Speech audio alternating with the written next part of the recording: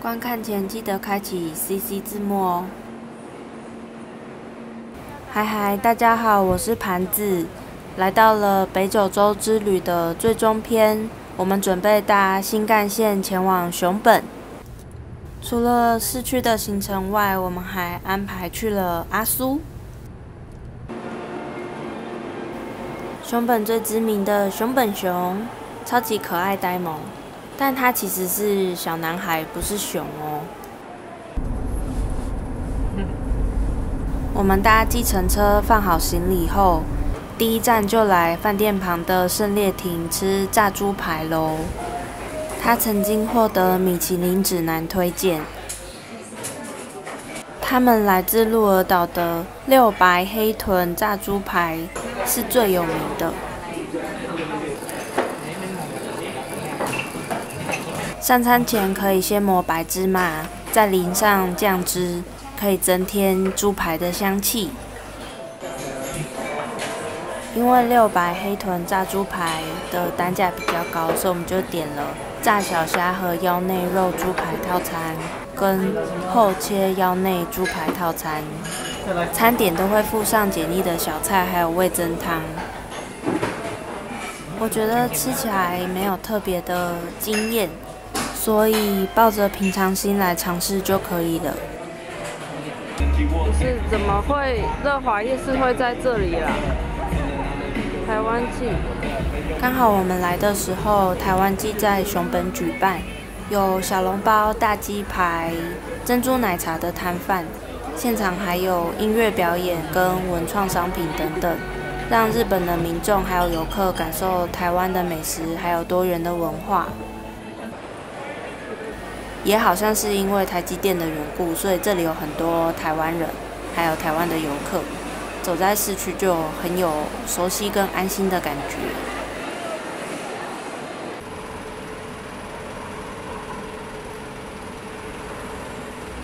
接下来开箱一下我们熊本的饭店，比起福冈的空间小，熊本的饭店就更为宽敞舒适。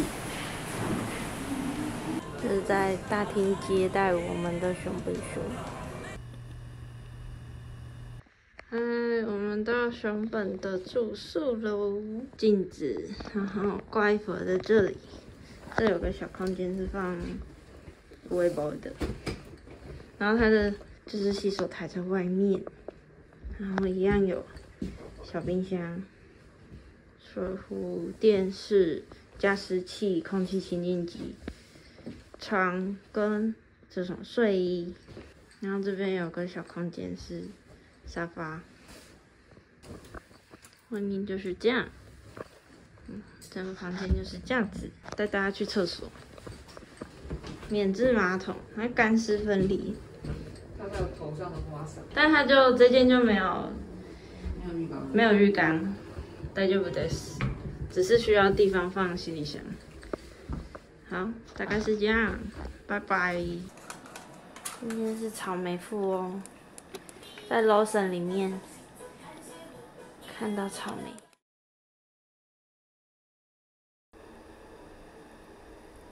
早安，今天准备要去熊本城。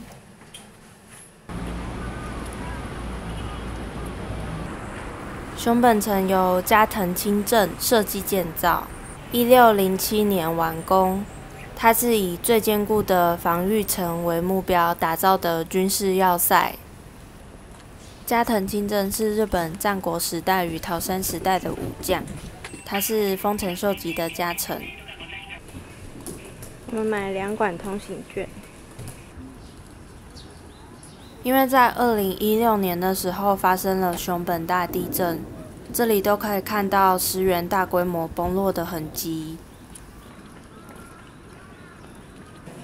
黑色暗道，感觉会有刺客从这里这样跑出来。熊本城于400年中多次成为日本历史的重要舞台，也是日本3大名城之一。熊本城天守阁的特征是它最上层的凸窗有唐破风的曲线装饰，下层则是千鸟破风的巧曲装饰。熊本城最有名的就是它10圆的形状，称为武者反，上部急剧的外弯可以阻止敌军爬墙。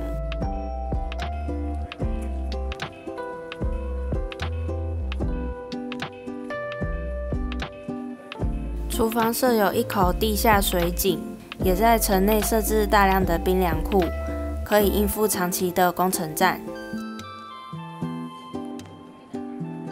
1877年的时候，代表旧武士氏族的西乡隆盛率领萨摩军对抗位于熊本城的明治政府，因此爆发了西南战争。但就算本丸建筑因为大火焚毁，城池也没有被攻破。由此可见熊本城的坚固，还有它强大的防御能力。这是放在屋顶上象征防火的神兽，叫做虎伯。但是原始的虎伯已经在西南战争中被烧毁了。这里有讲到熊本城的7大不可思议，都是一些有趣的传闻。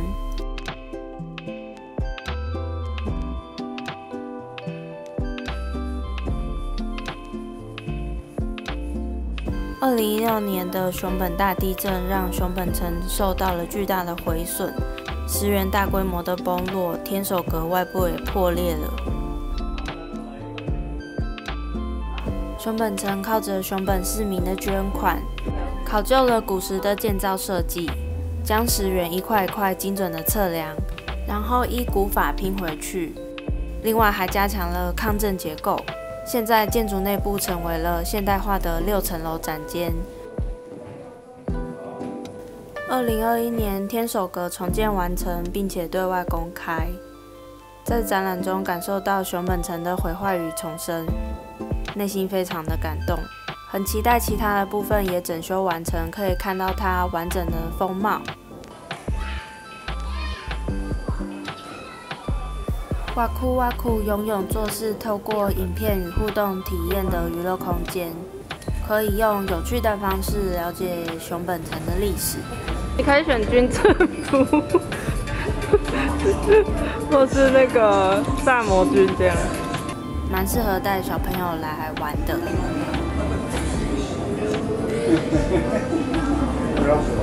忘记现在在救熊本城。萨摩军穿的衣服。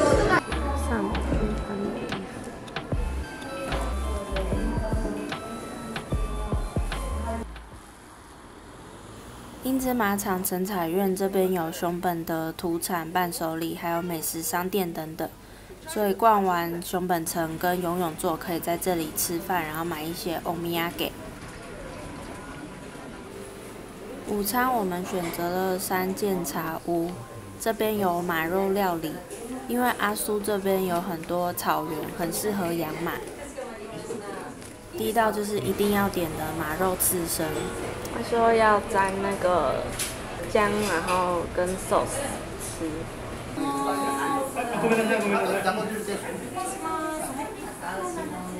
沾一点姜，然后 sauce。你可以配那个紫薯味。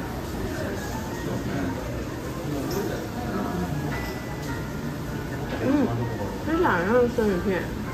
对，但是我觉得它的生的感觉又不会很重。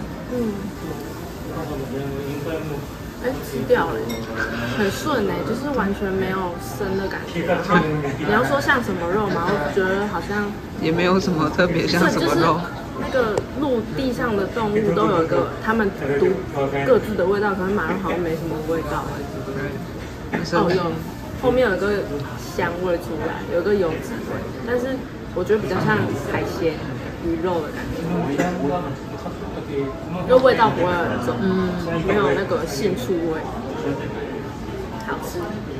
这个就是吃起来比较有嚼劲，然后它油花比较多，所以吃起来比较有那个优质的香味。然后这个就是吃起来比较顺口，就一下子就会融化掉了。这还有一个。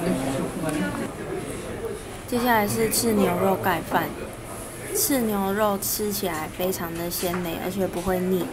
然后再搭配它的温泉蛋，还有点像甜面酱的酱汁，非常的好吃。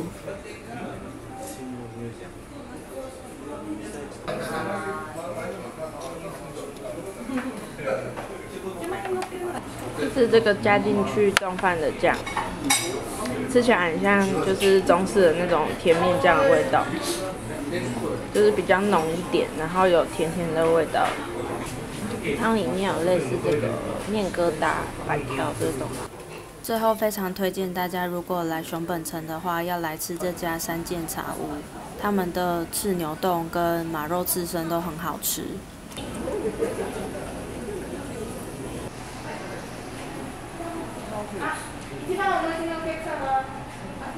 一定就是包红豆啦。来香梅安吃甜点。他们有一个叫做正太谷的熊本甜点，然后这个正太谷里面有红豆，还有一个 QQ 的东西，吃起来像麻糬。他们会把正太谷加到冰淇淋里面。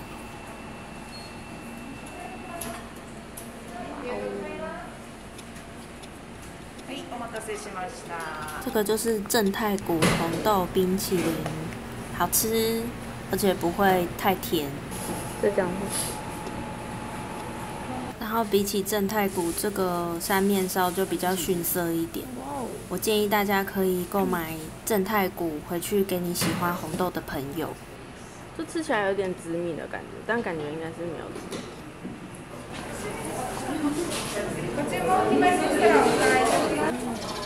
每次都会来这里买蜂蜜，这次是买柠檬口味的。那薰材馆就是可以购买一大堆熊本土产的地方，大家可以在这里再买一堆伴手礼。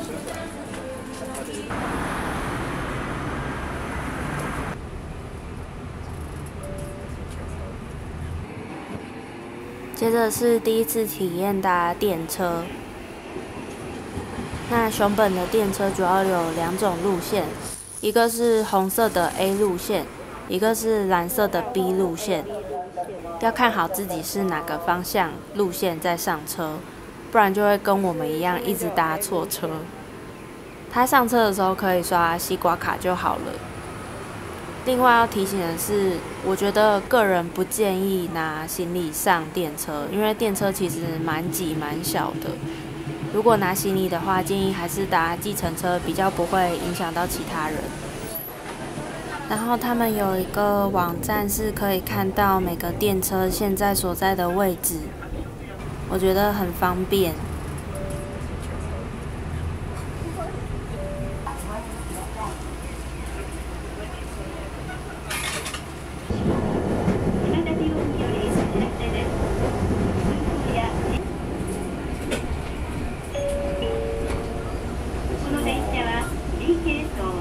搭乘熊本市电 B 路线往上熊本方向，在新町站下车，就会到长崎次郎书店了。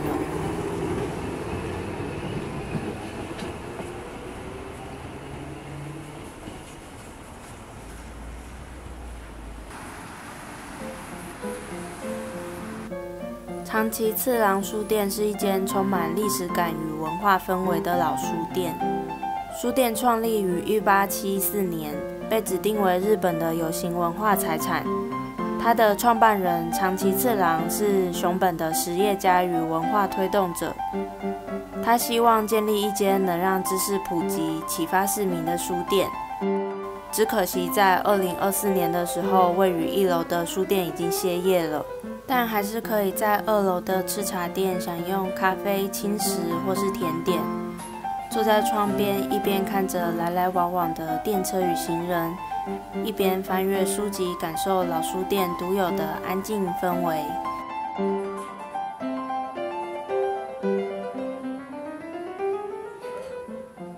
来吃茶店一定要点充满昭和感的布丁。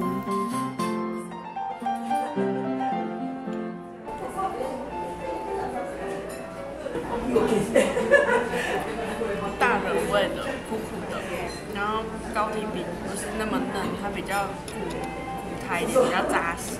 我们还点了次郎风法国吐司，看起来超级像控肉。王静准备吃东坡肉了。你看这个肥控肉，对啊，它真的超肥超油的，就是样子长得太像三层肉，所以吃起来就会觉得很像肥肉。刚刚那个冰淇淋就直接掉下去，结果就火山爆发了。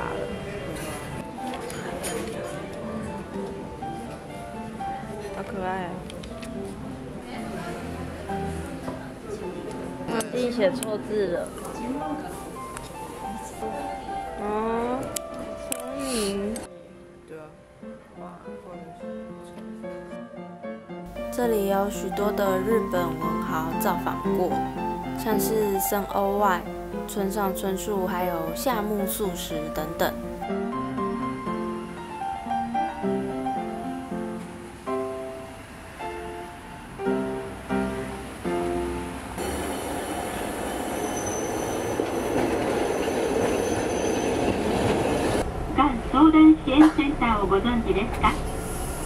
一阵采购之后，回饭店休息，准备明天的阿苏行了。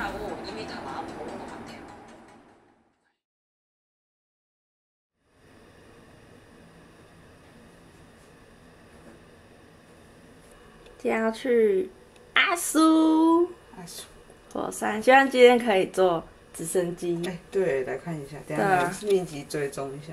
好，拜拜，出发。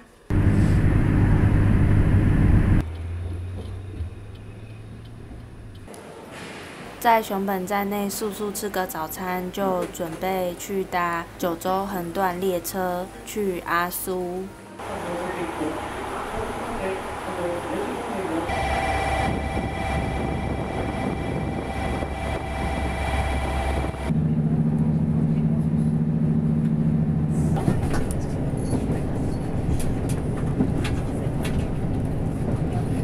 从城市到田再到山岳，看着这些窗外景色变化，也是火车旅行的乐趣之一。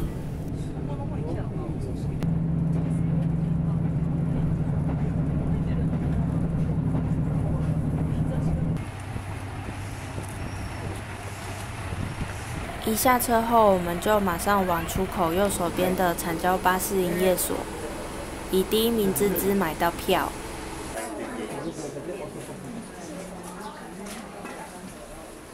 阿苏火口线一日乘车券可以无限次搭乘阿苏山上的巴士。对啊。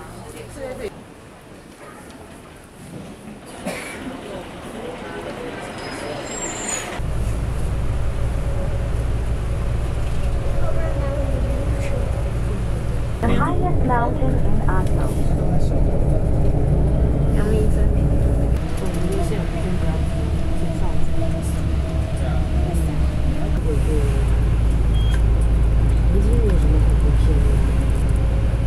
あと3両ターミナル、あと3両ターミナルでございます。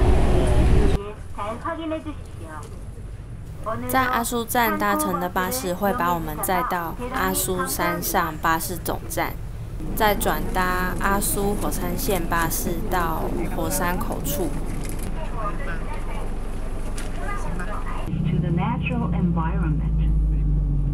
就这样，草原花朵转变为土石沙砾，眼前的景象像是来到了另一颗星球。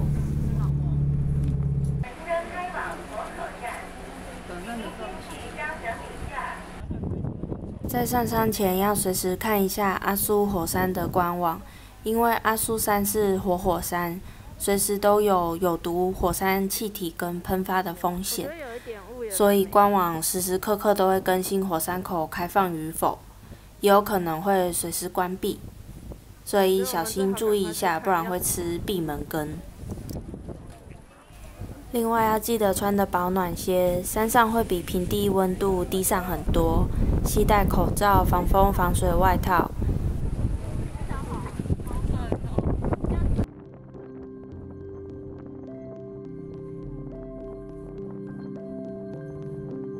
阿苏5月中的中岳是座活火山，它巨大的火山口冒着蓝绿色的岩浆，近距离可以看到浓烈的白烟升腾。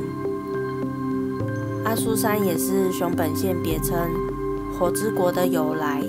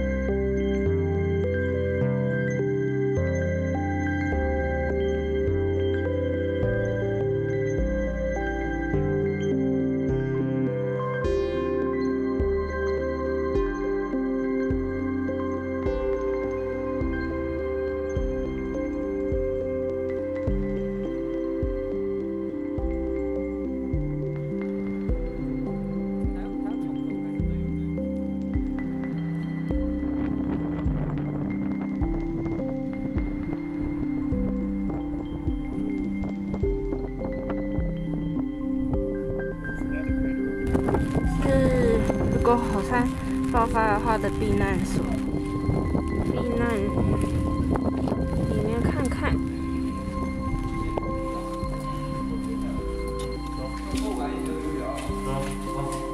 真的是有够没水准的。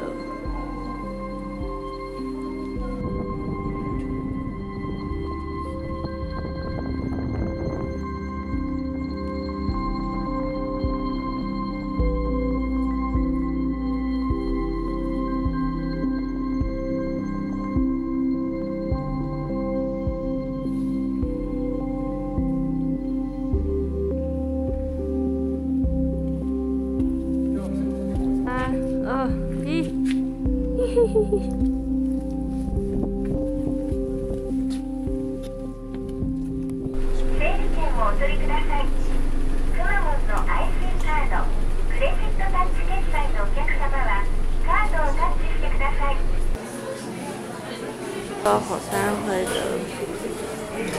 它居然还有做猫咪的，但可是猫咪好可爱哦，可是感觉熊本熊比较有代表性。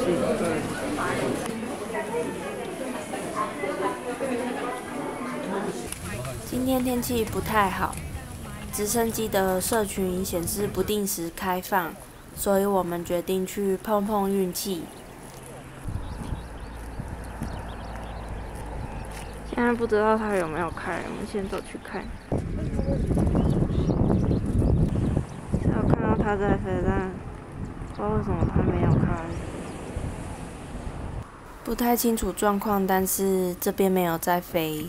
现在被直升机放鸽子，然后就要用走的去那个草千里吃饭。真的很冷，哎，好漂亮啊这里。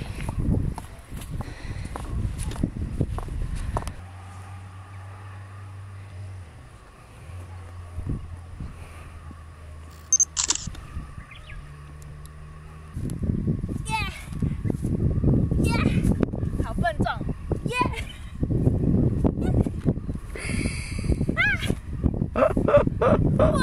好了好了，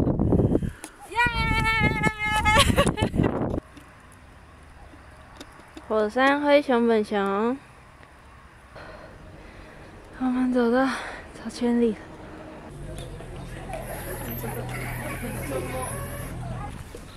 耶！王记得有团服，团服，哎，我也有。这是熊本限定，没错，熊本的蒙贝尔。熊本限定。你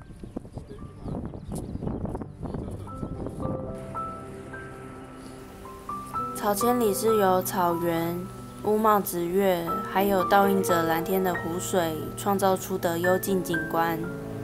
春夏时绿意盎然，秋冬时是一片金黄色的景象。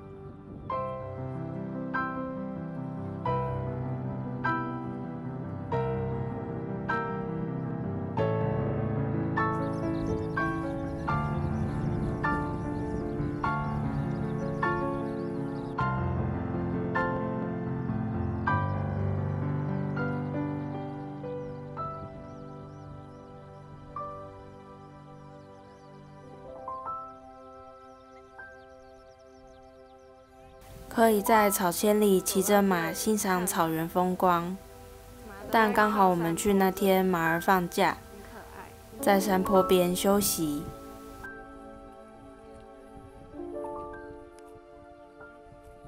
我可以跟他拍照。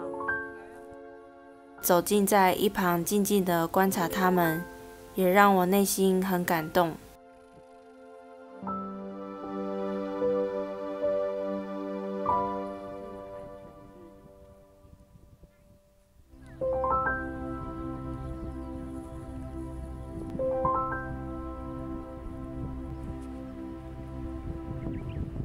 人太多了。在草千里前有火山博物馆，还有餐厅、咖啡厅等等。但要注意的是，他们很早就关了，要注意一下时间。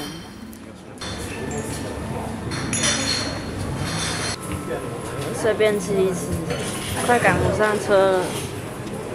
马肉、可乐饼、饭团是三明治，马肉可乐饼，还蛮油的，那蛮香，就吃不太出来马是什么味道。这个烤饭团很好吃，它外面就是咸咸的，然后焦焦脆脆的，然后里面有米香，然后甜甜的，然后外面的海苔又很香，有点糯的饭。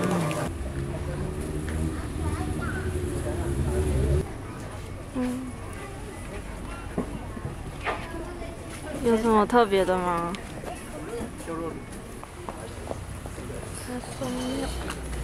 几点出发？3点50是几点钟到？大概20分钟。因为马路边上。坐不上啊，马路边上。最后的提醒是，如果不是自驾的话，就要很注意巴士的时间。他们差不多在4、5点的时候就是末班车了。が多くなってまいります。車内揺れますので、お手元のお荷物には十分ご注意ください。你看那个左边那边有个小小的凸起来，那是米种。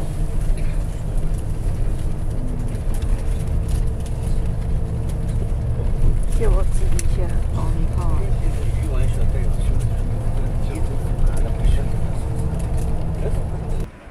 我们回来了。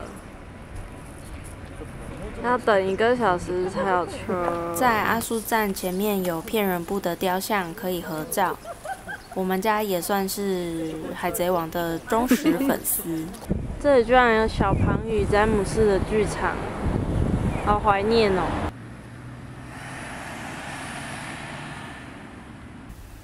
北九州之旅就在阿苏画下了句点。